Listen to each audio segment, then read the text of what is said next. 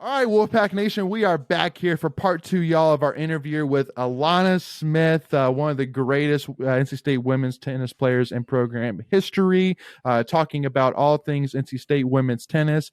And if you haven't checked out part one yet, make sure to go and do that, where we talk about her recruiting, talking about the vision that Coach Earnshaw had given to her. And now we're going to talk a little bit more in terms of this year that we just got done with, this historic year we just got done with, and kind of talking about her legacy and kind of what's next for ALANA on the journey of tennis and life in general. So kind of talk to me, ALANA, in terms of it was definitely, I think, a very, you could kind of see the build of the season. Obviously, starting off with, just like you were saying, a tough loss to Vanderbilt, before Diana got in here. And then, you faced UNC one time during the regular season, got swept 4-0.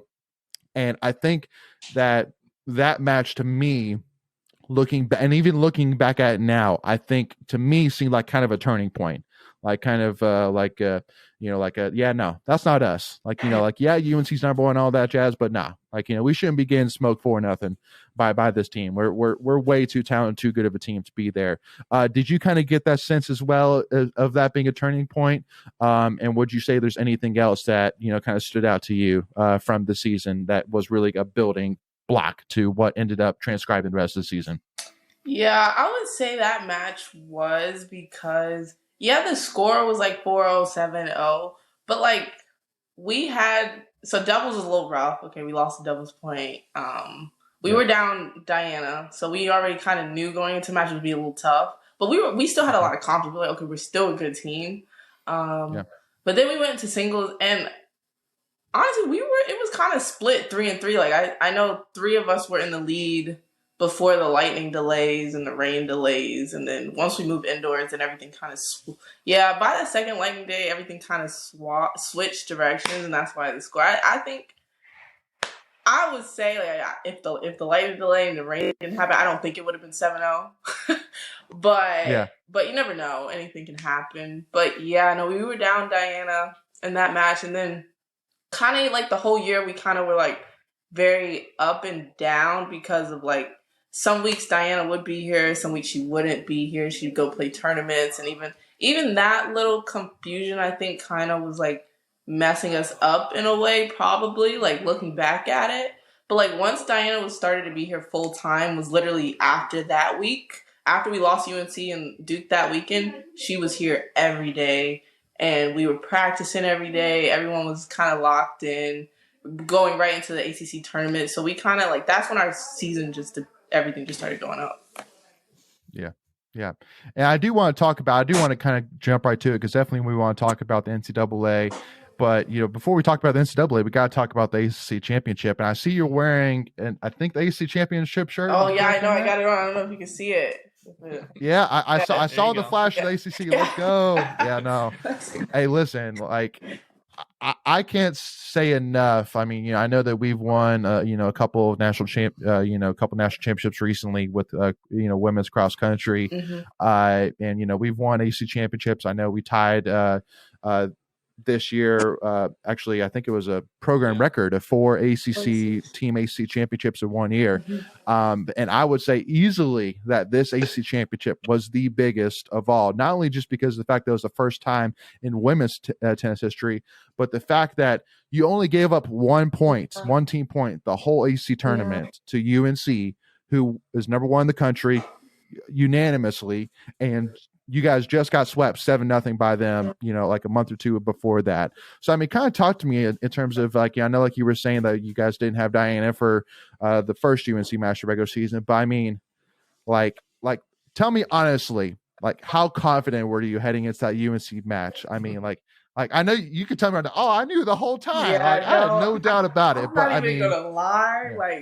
Were we Please saying today is our day? We definitely were saying today is our day. But on the inside, I was like, okay, it's gonna be tough. Everyone gotta bring it for us to do it. So it was even funny too, because my mom didn't come, and she was like, "How come you didn't tell me to come?" And I was thinking about it. I was like, dang, maybe I was tripping. like I didn't think like I was like, yeah, we could win and stuff like that, but my brain wasn't thinking like we were actually could win, so I didn't even tell her to come. Like it was so funny. Like I was just like, yeah, like we definitely were saying today is our day. Like today is the day. Like everything felt right and everything. Like everyone was playing good even the days before. Like everything was on. Doubles was looking good. Everyone was doing good in singles. We were all fresh. Like it was just the vibes were just great that week. Yeah, 100%. So kind of talk to me in terms of, I mean, again, it was a beautiful day for sure. And again, things were going well. Everybody was playing really well. Talk to me in terms of, I mean, how the moment that state locked up the ACC championship, I mean, it had to have been immediate, just thinking back of all the years that you put into NC State. Again, like just like I was saying when we first started the interview, like that had to be a moment of like, oh my God, like, we just did something that has never been done in NC State history. Mm-hmm. Like that had to have been, again, just an emotional moment for sure. Kind of talk to me in terms of what immediately hit you when that ball went long and State won the ACC championship. Yeah, no, it was very surreal. Like I still couldn't believe it happened. Like it was funny because we look back at the video. My coaches laugh all the time because they're like, "Dang, you were moving to Sophie," because I was the first person to Sophie. And I was like, yeah, I was. I don't know where everyone else was. I just ran because I was like, I can't believe this is happening. Like, even like we won ACCs, but even like beating UNC, like I know that's been circled on our sheets for every year. Just beat UNC, beat UNC, beat UNC. So I think it's even more like crazier that we beat UNC while getting the ACC championship. Because one other thing too, which I want to add in before I bring Michael in here, as well as that, earlier that season, we had a win over number 2 Ohio State, which was at the time recorded as the highest ranked win in program history. Mm-hmm. But then that win, not only was it the first ACC title in program history, not only was it against against UNC, but it was also now broke the program record for the highest ranked win in program history. So I mean, again, there's no doubt that I can easily make an argument that this team was the greatest NC State women's team in program history, and I think that there wouldn't be really many people that would argue that, to be honest with me. So, but yeah, no. So again, huge moment for sure. Go ahead, Michael. Yeah. So going into that ACC championship against UNC, obviously we talked about how we lost them earlier in the season. Was there a different strategy, different approach to it? Or was it pretty much just going out and executing like you guys had been leading up to it? Yeah. Or was it pretty much that now we got Diana, so we're going for it all now? I'm sure Diana being included in the plans helped. We kind of were going into it as like if we could get the doubles point, then we'd have a really good shot at it. So we were, I think that was the loudest we've ever been any doubles point we played all season. Like, even like me and Diana, like we were doing pretty good, but even looking down at Millie and Nell, like they were loud. Like I was just playing in the points, and I'm just like, gee, like I couldn't stop hearing them. And even Abby and Sophie, when they're all the way down there, I could hear them every point too. So I was just like, this is good. Like it was so loud, and the energy was just great.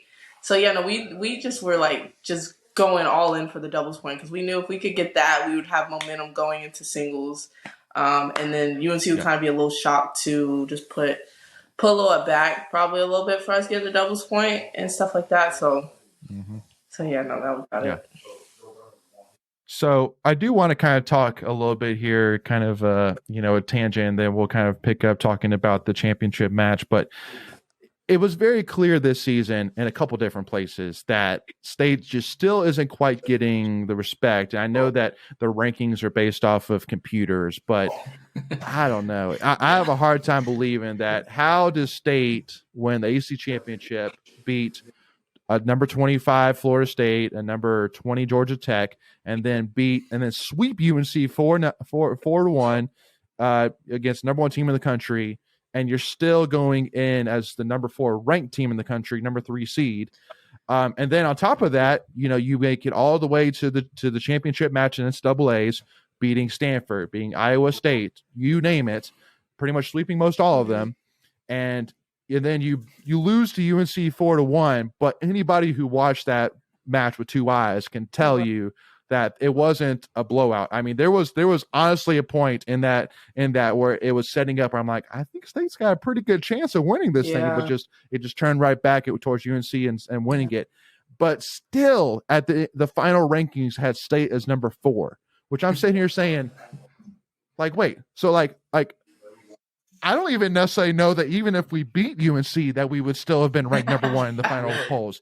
I mean, honestly, that's what it tells me. Probably, I mean, they only if you win, still you automatically get 1, but like on the ranking total with points, we probably wouldn't even have the most points. And it's just it's very just. I mean, as you can tell, like the Vanderbilt loss kind of just messes the point total up. That's why we did get 4. Yeah. I think if we didn't have that, we for sure would be 2 for sure. Yeah. Again, but it kind of just sucked because that. I mean, everyone. I mean, I want to say, but like we were like the second best team this year. I mean, I don't say us and UNC for sure, but ain't no doubt about it. No, hey, I mean, do you think? Because to me, I'm saying that's got to change. There ain't no way. Yeah. Like anybody that has any kind of tennis mind or any general mind, ain't no way you're putting State at 4. No way. Because again, I thought that it was where if you make the finals, you'd get 1 and 2. But I guess that's not it. Yeah.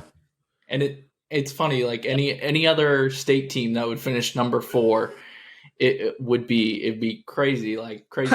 Yeah, right. And then when you looked at all the comments, it was like, how are we only number 4? Like, yeah, no, it was actually really funny. That's ridiculous. I mean, look, when it came out, I was like, really? But I was like, okay, whatever. It's just, I mean, that can just blame on us for messing up the regular season, I guess, a little bit. Even taking a couple losses to like, we lost to Miami at Miami. That one was and then we lost to Duke. That was a rough day for us. Yeah, so I mean, if we didn't have maybe one of those losses on there, we probably would have. But so. Yeah, but again, I mean, like, you know, if it was a normal like football AP poll where you have voters, things like that. I mean, if it was off of voting, for sure, people put us at 2. Yeah. No doubt, easily.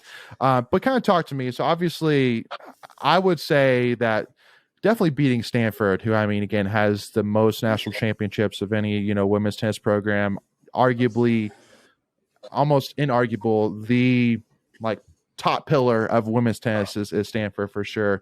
And so to me, I think that win was huge within itself to get to State's first ever national title game appearance. But I mean, obviously, the UNC game itself, the UNC match itself was huge. I mean, kind of talk to me in terms of, if you looking back now at that NCAA tournament run, especially late in it, to me, that Stanford win's got to be one of the biggest moments in NC State women's tennis history, just because it's like I think that's solidified that we're not, that we are an elite program. We are one of the big guys now. It's not just like a fluke. Like, you don't just go beat Stanford in the Final Four and anybody can do it. Like, no, you got to be a legit boss in order to beat them on a stage like that. I mean, would you kind of agree with me on that synopsis? Yeah, no, for sure, I agree with you. I think when I was coming up and playing, like, all I knew was Stanford. It was all Stanford. Like, they won every national championship I can remember. So even like before I was in school, I came to Orlando when it was I think a year before, when I think Stanford won that year before I came to school. I was at the finals match. So be it like when we saw Stanford on it, because we never get to play teams like that, like the very East Coast teams that are very like West Coast. Sorry, the West Coast. So we don't ever play those teams. Like, I don't know, UCLA, like all those, Iowa State. Like, we never play them. So like we got an opportunity to play them, and I know people were like trying to see if the ACC was as big as we were, like to see if ACC is actually, and we just were like, okay, this is how we prove that ACC is the top dog. Like, we are the best program, like, in college tennis. So so we were like, I didn't know it'd be 4-0, but like I was like, no, it was definitely great when we won that match for sure. Yeah. Now talking about UNC, I mean, that match, I know watching it, I know our own Michael Tracy was there covering it for Tuffy Talk. And I mean, I know Michael could talk a little bit about it, but I know for me watching it, like, that environment has to be like the best environment. Like if you think of, what the best possible environment that women's tennis could have, that has to be a bar, if not the bar. I mean, just seeing there was a ton of state fans, a ton of Carolina fans. It was packed all over the place, all the bleachers. It was loud. It was annoying at times, even too, listening to it, which I'm sure it was for you even too. I mean, kind of talk to me about, I mean, like that environment, like, again, building up to it. Again, I can't talk enough. I mean, that's what I'm saying. Like y'all, is that this is why I'm saying that Alana Smith is one of the most important, if not the most important player, not only just because of your skill level, but the journey. Think about where you started. So now you're playing in the national championship match against number 1 UNC in a packed house in Orlando, Florida. I mean, talk to me about that moment. Talk to me about it. Yeah, no, that was honestly, definitely best environment we've ever played in front of. I mean, I think second best would probably carry during ACCs. Like that was the best until this happened. So, because it was like, because with the carry design, like only 3 courts have the stage, and then the other 3 don't. So I feel like they would go all the way across. Like Orlando, it probably would get to that, but yeah, no, that it was just crazy how loud it was from the jump. Like it was crazy. Even like I could just, I mean, the only thing I really can remember is when that game where I was down triple match points. I was down 45-4, 40 love. And when I came back and won that game, I just could hear everyone behind me just going crazy. Like that probably was like the loudest. Like I was just like, wow, this is crazy. But no, it was so fun. I know before the match, Simon was like, well, this is the only match we haven't played, like, because I think we played in Final Four, we played in, we played every match except this. This is the only match we have not played. So, so it was great to experience that. That was so fun. Yeah. So in the beginning, obviously, I'm assuming the goal this was the same as ACC championship, try and win that doubles point because that gives you a huge advantage going into the singles matches. Yeah. So when State doesn't win the doubles point, how does what does Simon say to you guys? Like, does your strategy change at all, or just try and go out and do your best and win what you can win? Yeah, no. So after we didn't get the doubles point, it kind of was like, I mean, to all of us, we kind of knew, we were like, okay, we don't really need the doubles point to win. Because we have Diana, so that's a point. We know that's a point. So we're like, okay, we just need, instead of 2, we just need 3 now. And I mean, we knew kind of like our advantages would be probably 5 and 6. And then just between either me and Millie, if we could pull it, if one of us could pull it out, then we knew. And it's like, because I think Gina and Millie had the same people they played during ACCs. Mm-hmm. So we kind of were like, okay, that's good for us, but it just didn't go our way, which we kind of were just like, dang. Like when it was over, I was kind of just like, it's not over, is it? Like I was like, if only, like I feel like if I could have won that deuce point maybe at 6-5, if I could have just stayed out there, maybe it could have, you know what I'm saying? Maybe Millie could have pulled that match out. It's like something could have just so. But no, just looking back at it, but it was just a great experience to just be out there and just having fun. We had fun, even though it did suck at the end. But yeah, sure, yeah, and.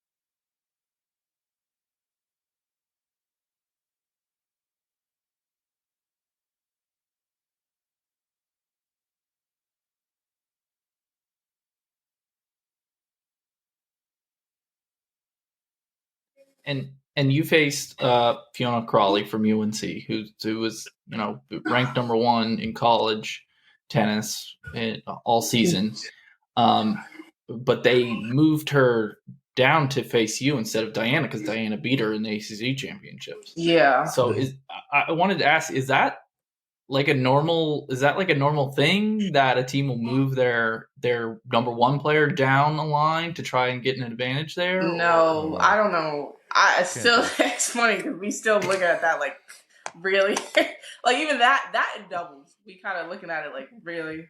But I mean you gotta look at it like you can't like you just lost to him with this lineup. Like okay, let's try to change it up and do something else, which is I mean, kudos to them, but like it's kind of like I don't know how that was able to happen. I mean, if you look at it, the two teams that they changed for doubles made it to the finals, doubles national championship. So it's kind of like I just don't understand how they were able to change that. But I mean, it happened. I mean, we did I think everyone protested their lineup. I think every team protested their lineup because it's like the number one girl in the country is playing two. It's kind of like. It's like kind of facing two.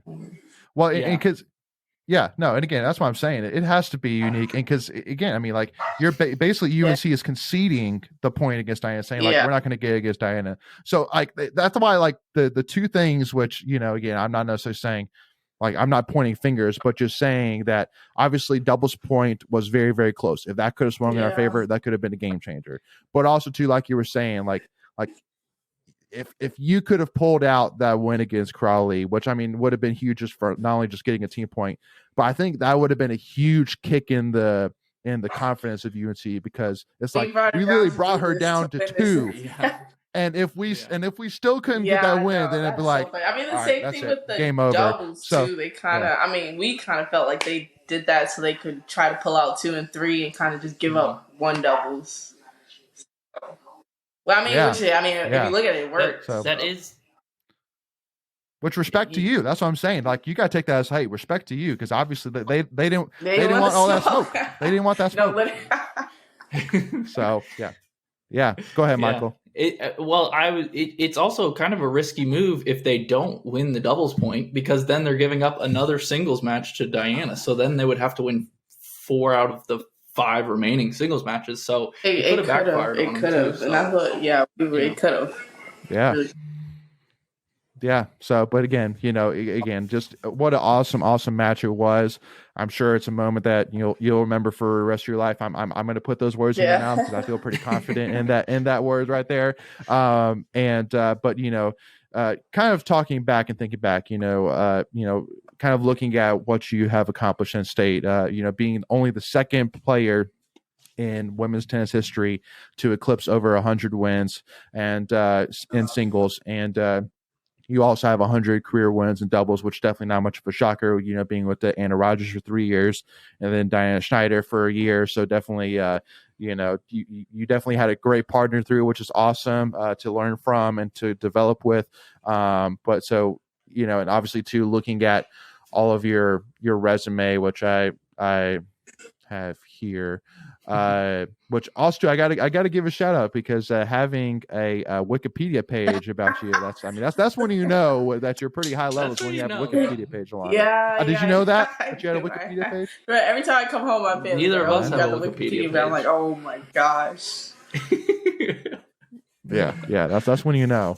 But yeah, so being at the top, you can see here, of course, when I'm here we go, record book. I was like, where'd it go? It lost on me. But so you lead, you have the most single season wins in doubles in 2019 with 37. Have the highest career win percentage in singles at 69.3, which is phenomenal. Wow. Your second career wins doubles, second career ACC wins doubles. The list goes on. In this record book, literally, if I search your name comes up 24 times. So, there's no doubt that your impact is here in the record books. I could keep on going.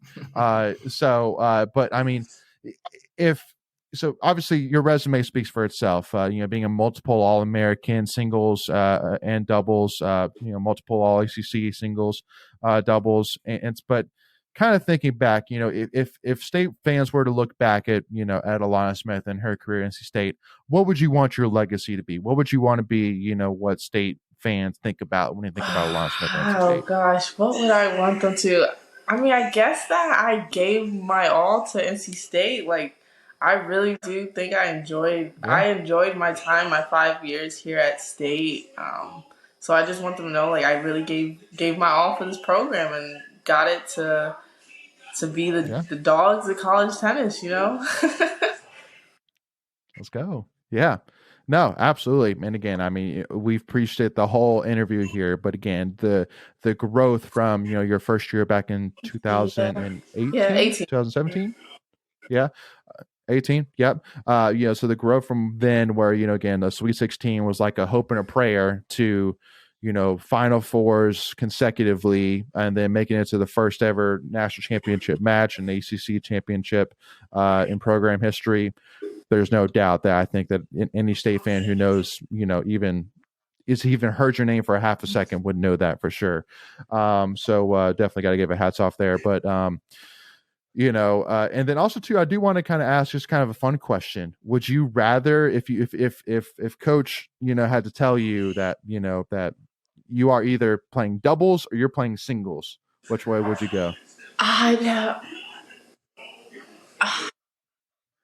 Tough It, one, I know, but I just think it's a fun one. yeah, that's true. Who am I playing with?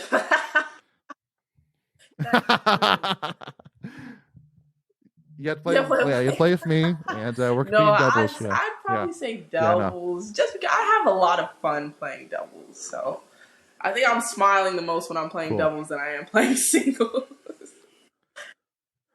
Well, and it's funny you talk about you're smiling because it's one thing for sure that the broadcast could not stop talking about. Were But they something too really? that you notice as well is that, like, well, talking about how like I think when you were facing Crawley, how it seemed like you were, you're being your toughest critic. Like it was obvious you could tell, that like that you were playing, you were thinking through things, etc. But also even Brian Rosenthal, when we talked about you at the end of at the end of the year on our live stream, one of the things that he said that, which is something that kind of is a mind game to your opponent, is that whether you're up or you're down, that you look exactly the same. Like, you're not excited, you're not doing the No. say across the court like Yeah. all the others are, like you're even keel. So I mean, like have you always been like that, or is that something that you kind of developed? I've always Like been like that. I talk don't to me know about that. why, but it's so hard for me to give like a positive, like a come on. It's so hard for me to do that. I don't know why. Come I only can on. do that Yeah. when I'm having when I'm like playing around. So when I'm serious, like I'm just too like locked Yeah. in to just scream come on. Like I do it in my head. Like after I win a point, I'm like, oh yeah, good job, and I keep on going. But like on the outside, like it shows Yeah. I have nothing. And I mean, I used to be really like negative, but someone was like told me like, if you're negative, you gotta have a positive, or else if you don't want to be positive, you can't be negative. So I kind of was like, okay, I need to fix that because it's hard for me to just think about doing that. So I kind of just stay very, I try to stay the same the whole time. Yeah.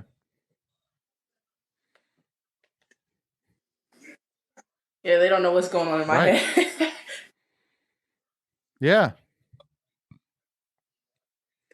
Exactly. Mm-hmm. Yeah. Well, especially, your Stanford opponent, which the name doesn't come to mind, but I mean, from watching that match, there's no doubt she was very vocal. Like you could tell she was trying to get at it was. you, man. I didn't realize she was getting mad at cause some of my friends were there at the top, like my family members. So I think they were like saying stuff, and she was getting so mad at them. I thought she was mad at her or something. Like I could see her saying, like throwing her arms up. But like one of my cousin, he was like, "Oh yeah, she told us to be quiet or something like that." And I was like, "Whoa!" I was like, "Oh, she was talking." I like to you guys. that. I had no clue.